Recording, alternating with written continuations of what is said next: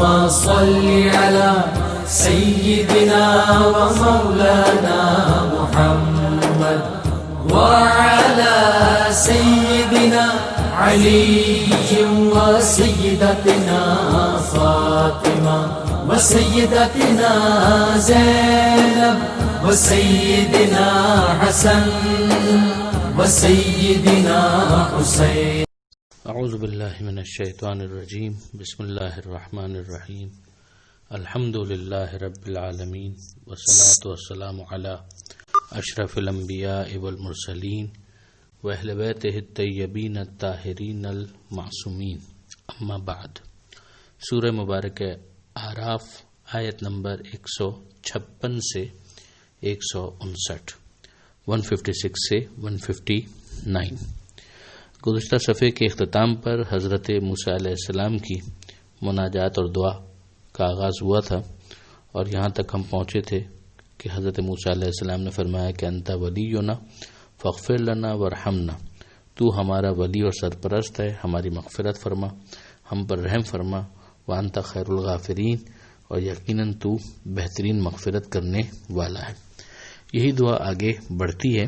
وَاكْتُبْ لَنَا فِي هَذِهِ الدُّنْيَا حَسَنَةً، اس دنیا میں بھی ہمارے لیے حسنات یعنی نیکیوں کو لکھ لے.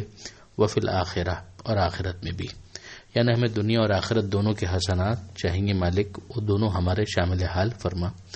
انا ہدنا الیکا، ہم نے تیری ہی طرف لو لگائی ہے، ہم تیری ہی طرف متوجہ ہیں. اب اس کا جواب جو پروردگار عالم کی طرف سے آ رہا ہے وہ اس انداز سے ہے کہ ارشاد ہوتا ہے قالا عذابی اصیب بہ من اشاء، کہ میرا عذاب یہ اسے ملے گا کہ جسے میں چاہوں گا. اب ظاہر ہے کہ خدا کا یہ چاہنا، یہ عذاب کا آنا، یہ بغیر حکمت یا بغیر وجہ کے نہیں ہے. پروردگار عالم کا عذاب اگر آئے گا تو خدا حکیم ہے، ٹھیک ٹھیک کام کرنے والا ہے، اسی کے ساتھ پروردگار عالم کی مشیت سازگار ہے. تو میرا عذاب اسے پہنچے گا جسے میں چاہوں گا. ورحمتی وسعت کل شیء، اور میری رحمت ہر چیز کے اوپر وسعت رکھتی ہے. یہ ظاہر ہے کہ دنیا کے اندر پروردگار عالم کی رحمانیت کا وہ اظہار ہے کہ جس میں کافر، مشرک، منافق، فاسق سبھی خدا کے دسترخوان رحمت عمومی سے استفادہ کر رہے ہیں. اور پھر ارشاد ہوتا ہے فَسَأَكْتُبُهُ لِلَّذِينَ يَتَّقُونَ وَيُؤْتُونَ الزَّكَاةَ وَالَّذِينَ هُمْ بِآيَاتِنَا يُؤْمِنُونَ، میں ان قریب لکھ لوں گا اسے ان لوگوں کے لیے کہ جنہوں نے تقوی اختیار کیا، جنہوں نے زکوٰۃ ادا کی، اور جو ہماری نشانیوں کے اوپر ایمان رکھتے ہیں. اب حضرت موسیٰ علیہ السلام نے دنیا کی بھی بات کی تھی، آخرت کی بھی بات کی تھی. تو ہم نے دیکھا کہ رحمت کے حوالے سے ایک تو وسعت کا اعلان کیا گیا، وہ ظاہر ہے کہ دنیا کا معاملہ ہو گیا. اور پھر جو یہ کہا جا رہا ہے کہ میں ان قریب لکھ لوں گا، تو یہ بظاہر محسوس ہی ہوتا ہے کہ وہ جو رحیمیت کا اظہار ہے کہ جو خاص ہے مخصوص افراد سے، کہ جن کے اندر کچھ کوالٹیز ہونی چاہیے کہ جس کا اظہار میدان قیامت میں ہوگا اس رحمت کا، اس کے لیے کچھ صفات یہاں پر بیان کی جا رہی ہیں. یہ ہم دیکھتے ہیں کہ مختلف موقعوں پہ قرآن مجید میں اس طرح سے ان اچھی صفات کا ذکر کیا گیا ہے. کبھی کھول کر بیان کیا گیا ہے، کبھی اسے خلاصتاً بیان کیا گیا ہے. تو یہ خلاصہ اگر کیا جائے تو ایک لفظ ہے تقوی، اگر کھول کر بیان کیا جائے تو پھر اسی کے ساتھ مختلف اور چیزوں کو بھی بیان کر دیا جاتا ہے. تو یہاں پر بھی وہی معاملہ ہمیں نظر آتا ہے کہ تقوی کو بتایا گیا، زکوٰۃ کی ادائیگی کو بتایا گیا، اور ہماری نشانیوں کے اوپر ایمان. تو یہ تین صفات تو یہاں پر آ گئیں. پھر اس کے بعد جو اگلی آیت ہے اسی کے اندر یہ صفات اور بھی حشم اور جاہ و جلال کے ساتھ بیان ہوتی ہے، اور اس میں اپنے حبیب کا ذکر کیا جاتا ہے کہ پھر اس کے بعد یہ وہ لوگ ہوں گے الذین یتبعون الرسول النبی الامی، کہ جو اتباع کرنے والے ہیں رسول کا، نبی کا اور امی کا، یعنی ہمارے اس رسول کا جو کہ نبی بھی ہے اور امی بھی ہے. یعنی اس کی صفت یہ ہے کہ اسے ہم نے اپنا پیغمبر بنایا ہے، اس کے پاس وہ خبریں ہیں کہ جو یہ پہنچاتا ہے، اور پھر اس کے بعد یہ امی بھی ہے. امی کا مطلب مرکز سے وابستہ، ام القریٰ سے وابستہ، مکی ہونا، یہ سارے مطلب اس کے بیان کیے گئے ہیں. اور ایک اس کا مطلب یہ بھی بیان کیا گیا ہے کہ جو نہ لکھنا جانتا ہو نہ پڑھنا جانتا ہو. اس کے بارے میں کئی مرتبہ یہ باتیں علم کلام کی کتابوں کے اندر ڈسکس ہوئی ہیں، خاص طور پر پیغمبر اکرم کے حوالے سے، اور تفسیروں کے اندر بھی ڈسکس ہوئی ہیں کہ پیغمبر اکرم صلی اللہ علیہ وآلہ وسلم امی تھے، یعنی دنیا کے اندر نہ انہوں نے کسی سے لکھنا سیکھا تھا نہ انہوں نے کسی سے پڑھنا سیکھا تھا. اور یہ قرآن مجید کے اعجاز ہونے کو اسٹیبلش کرتا ہے کہ اگر پیغمبر اکرم صلی اللہ علیہ وآلہ وسلم کسی استاد کے سامنے زانو تلمس طے کیے ہوتے، اس کے شاگرد ہوتے اور اس سے پڑھنا لکھنا سیکھا ہوتا اور پھر اس کے بعد قرآن مجید جیسی عظیم کتاب پیش کرتے، تو عین ممکن ہے کہ کسی کے ذہن میں یہ خیال آتا کہ شاید انہوں نے اس سے سیکھ لیا ہو، شاید انہوں نے اس سے سیکھ لیا ہو. مگر جب کہ پیغمبر اکرم صلی اللہ علیہ وآلہ وسلم کا کوئی استاد اس دنیا کے اندر نہیں تھا، تو پھر پیغمبر اکرم نے اتنی بڑی کتاب کیسے پیش کر دی؟ کہ یہ ایسے ہی پیش کر دی کہ پروردگار خود ان کا معلم ہے. یعنی اب پیغمبر اکرم کے پاس جو بھی صلاحیت ہے وہ پروردگار کی طرف سے براہ راست آتا ہے. اور اب اس کا نتیجہ یہ ہے کہ پیغمبر اکرم کو اگر لکھنا بھی آتا ہے، پڑھنا بھی آتا ہے، تو پروردگار عالم ہی کی تعلیم کے نتیجے میں ہے. اب یہ تعلیم جب بھی دی گئی ہو ماضی کے اندر، مگر دنیا میں پیغمبر اکرم نے اس کا اظہار قطعاً نہیں کیا، لیکن قرآن مجید کے نزول کے بعد جب موقع آیا تو اس بات کا اظہار بھی ہو گیا کہ اگر پیغمبر چاہیں تو وہ لکھ سکتے ہیں. جیسے صلح حدیبیہ کے موقع پر اس طرح کی ایک بات آئی تھی، اور اسی طرح سے پیغمبر اکرم نے اپنے وقت آخر بھی کرتاس و قلم کا مطالبہ کیا تھا، اور اگر اس موقع پر وہ فراہم کر دیا جاتا تو ایک اور مظاہرہ بھی اس کا سامنے آ جاتا. مگر ایک ہے نہ لکھنا نہ پڑھنا، اور ایک ہے نہ لکھ سکنا اور نہ پڑھ سکنا.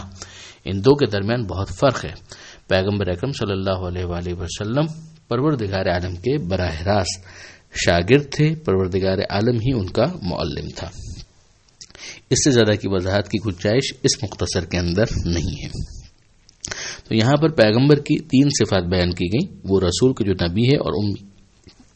چوتھی صفت الذی یجدونہ مکتوبا، کہ وہ نبی کے جس کا ذکر یہ لوگ لکھا ہوا دیکھتے ہیں، عندہم اپنے پاس، فی التوراۃ والانجیل، توریت میں بھی اور انجیل میں بھی.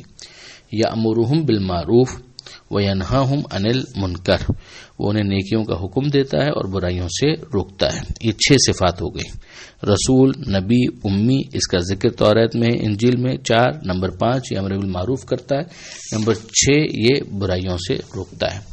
وَيُحِلُّ لَهُمُ الطَّيِّبَاتِ، پاکیزہ چیزوں کو ان کے لیے حلال کرتا ہے. وَيُحَرِّمُ عَلَيْهِمُ الْخَبَائِثِ، اور جو بری چیزیں ہیں ان کو ان کے لیے حرام کرتا ہے. وَيَضَعُ عَنْهُمْ إِصْرَهُمْ، اور ان پر سے بوجھ کو ہٹا دیتا ہے. وَالْأَغْلَالِ، اور جو زنجیریں ان کے اوپر تھیں ان کو ہٹا دیتا ہے. الَّتِي كَانَتْ عَلَيْهِمْ، جو ان کے اوپر تھی. اب بہت ساری چیزیں رسم و رواج کی وجہ سے ہوتی ہیں، ان کو دین مان لیا جاتا ہے. جیسے ہم نے سورہ انعام وغیرہ کے اندر دیکھا کہ بعض چیزوں کو خواہ مخواہ، گوشت کی بعض اقسام کے جن کو حرام کر لیا تھا، بعض میں لاپرواہی ہے اور بعض میں خواہ مخواہ ایک چیز کو دین کے نام پر پیش کر دیا گیا.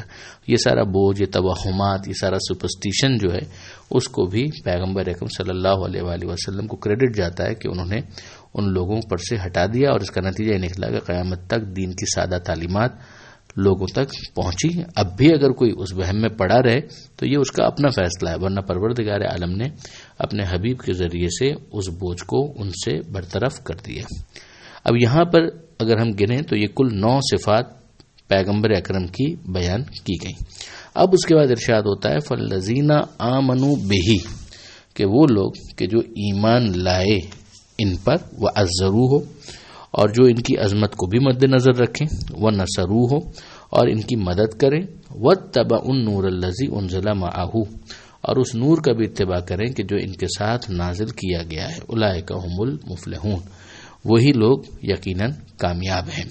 اب یہاں پر جو مطالبہ کیا گیا کہ بھئی اتنا اعلیٰ رسول ہم نے تو بھیج دیا، اب لوگوں سے تقاضا یہ ہے کہ ایمان بھی ہونا چاہیے، ان کی تعظیم بھی ہونی چاہیے. یہ ان لوگوں کے لیے واقعاً سرمہ چشم ہے کہ جو تعظیم رسول کو داخل شرک قرار دیتے ہیں، کہ پروردگار عالم نے اسے باقاعدہ ایک ذمہ داری کے عنوان سے یہاں پر بیان کیا ہے کہ ان کی عظمت کو مد نظر رکھیں، ان کی تعظیم کریں، توقیر کریں اور ان کی مدد بھی کریں. موقع آئے تو بھاگ نہ جائیں. خاص طور پر میدان جنگ تو بہت ہی شدید اس جگہ کا نام ہے کہ جہاں پر مدد کی ضرورت ہوتی ہے. تو وہاں پر اگر کوئی فرار اختیار کر جائے تو اس کے لیے قرآن مجید کی اس آیت کو بہرحال پیش نظر رکھنا چاہیے کہ مدد و نصرت مانگی گئی ہے، فرار نہیں مانگا گیا ہے۔ اور پھر اس کے بعد یہ بھی کہا گیا کہ وَاتَّبَعُوا النُّورَ الَّذِي أُنزِلَ مَعَهُ، اور اس نور کی بھی اتباع کرے کہ جو ان کے ساتھ نازل ہوا ہے۔ اس نور سے کیا مراد ہے؟ قرآن بھی کہا گیا، اور خود امیر المومنین حضرت علی ابن ابی طالب علیہ السلام کا بھی ذکر اس حوالے سے کیا گیا بعض روایات کے اندر۔ اولئک هم المفلحون، تو یہ لوگ ہیں جو کامیاب ہیں۔ پھر اس کے بعد ارشاد ہوتا ہے آیت نمبر 158 میں، قل، اے حبیب کہہ دیجئے، یا ایھا الناس، اے لوگوں، انی رسول اللہ الیکم جمیعا، کہ میں تم سب کی طرف رسول بن کر آیا ہوں، اللہ نے مجھے تم سب کی طرف رسول بنایا ہے۔ اب یہ پیغمبر اکرم کی عالمگیر رسالت کا ایک انداز ہے کہ پیغمبر یا ایھا العرب نہیں کہہ رہے بلکہ یا ایھا الناس کہہ رہے ہیں، اور جمعیہ کے ذریعے سے اور زیادہ اس کے اندر تاکید پیدا کی جا رہی ہے۔ پھر ارشاد ہوتا ہے الذی لہ ملک السماوات والارض، میں اسی اللہ کی طرف سے رسول بن کر آیا ہوں کہ جس کا اقتدار آسمان میں بھی ہے، زمین میں بھی ہے، آسمان کا بھی ملک اسی کا ہے، زمین کا بھی اسی کا ہے۔ لا الہ الا ہو، اس کے سوا کوئی خدا نہیں، یحیی و یمیت، زندگی وہی دیتا ہے، موت وہی دیتا ہے۔ فآمنوا باللہ، ایمان لاؤ اللہ پر، و رسول ہی، اللہ کے رسول پر، النبی الامی، وہی رسول جو نبی بھی ہے، امی بھی ہے، الذی یؤمن باللہ، وہ خود بھی اللہ پر ایمان رکھتا ہے، و کلماتہ ہی، اور اللہ کی باتوں پر ایمان رکھتا ہے، واتبعوہ، اور اس کی اتباع کرو، لعلکم تہتدون، تاکہ تم شاید ہدایت پا جاؤ، صحیح راستے پر آ جاؤ۔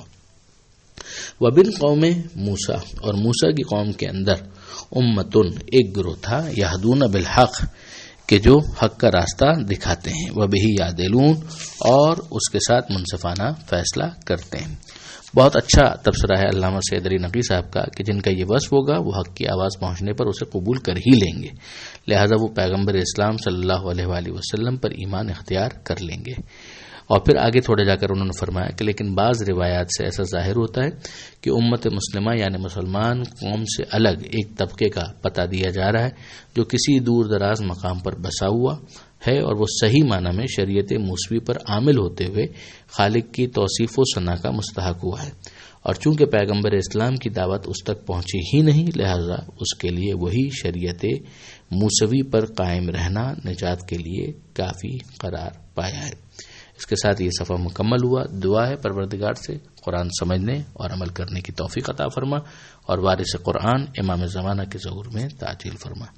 وآخر دعوانا ان الحمد للہ رب العالمین، والسلام علیکم ورحمۃ اللہ وبرکاتہ۔